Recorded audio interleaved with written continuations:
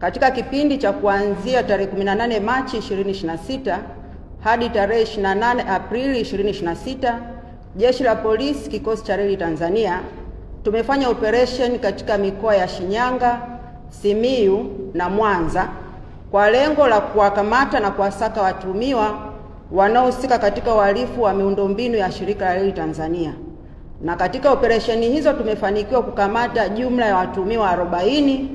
wakiwa na vifaa mbalimbali vya wizi ambavyo viliibiwa katika mradi wa ujenzi wa reli ya kisasa kipande cha 5.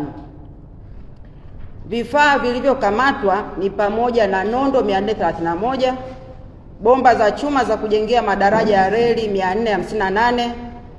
waya wa fence bando 5 zenye urefu wa mita 60,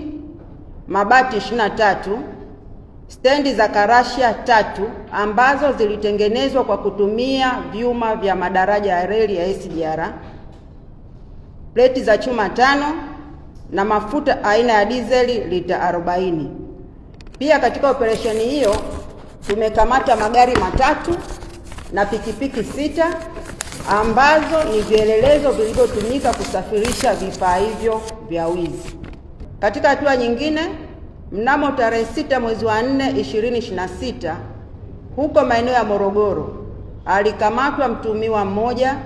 kwa kosa la kugushi tiketi za usafiri wa treni ya SGR.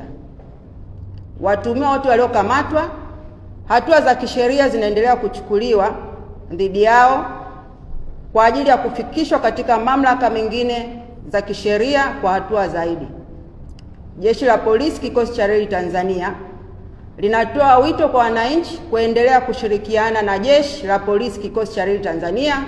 katika kulinda miundombinu ya Shirika la Reli Tanzania. Aidha, hatutasita kuchukua hatua kali na za kisheria kwa wale wahalifu ambao wanahusika katika uhalifu kwenye miundombinu ya Shirika la Reli Tanzania, pamoja na wale ambao wanahusika katika kuhujumu miradi ya kimkakati ambayo inaendelea kujengwa na kutekelezwa katika maeneo mbalimbali katika nchi yetu ya Tanzania.